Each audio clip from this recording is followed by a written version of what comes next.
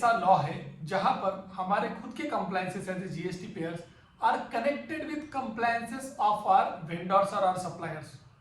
And in this regard, you would be surprised to know there are more than a couple of thousand e-invoicing taxpayers who are supposed to issue e-invoices for whom e-invoicing is applicable. However, as on date, they are not issuing e-invoices. Now, as a recipient, as a buyer, as a customer, you will say, what is the problem? मुझे क्या problem हो सकता है इसके लिए? तो friends please note, अगर आपका वेंडर, अगर आपका सप्लायर जिसके पास से आप गुड्स बाय कर रहे हो, if he is not issuing e invoices, although it is mandatory for him to issue invoices, then in such cases your input tax credit claim is jeopardized. Because अगर आप rule 48(4) and rule 48 सब class 5 अगर आप पढ़ेंगे, वहां पर specifically लिखा गया है कि अगर कोई इनवॉइस इशू करता है, नॉर्मल इनवॉइस, जबकि उसने ई इनवॉइस इशू करना चाहिए, तो आपने एज अ बायर जो डॉक्यूमेंट जो आपको मिला है that is a normal tax invoice, that will not be considered as a invoice itself.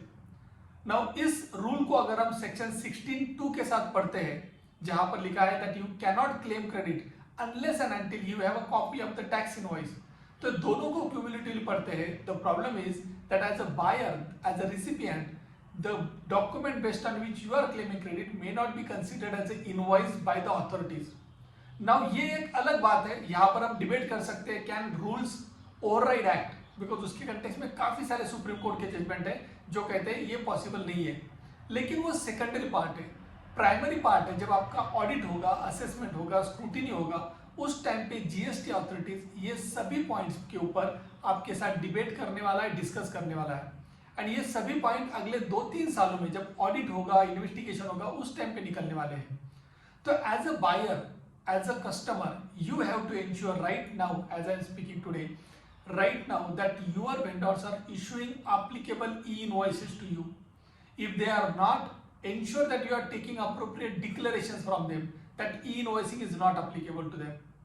You would be aware that recently जो GST में कुछ amendments हुए हैं, उसमें रूल में एक अमेंडमेंट हुआ है, वहां पर स्पेसिफिकली लिखा गया है कि अगर कोई एंटिटी का 20 करोड़ से ऊपर टर्नओवर है and if they are still not issuing e invoices, then they are supposed to mention that prominently on the invoice by way of a declaration that e invoicing is not applicable to them.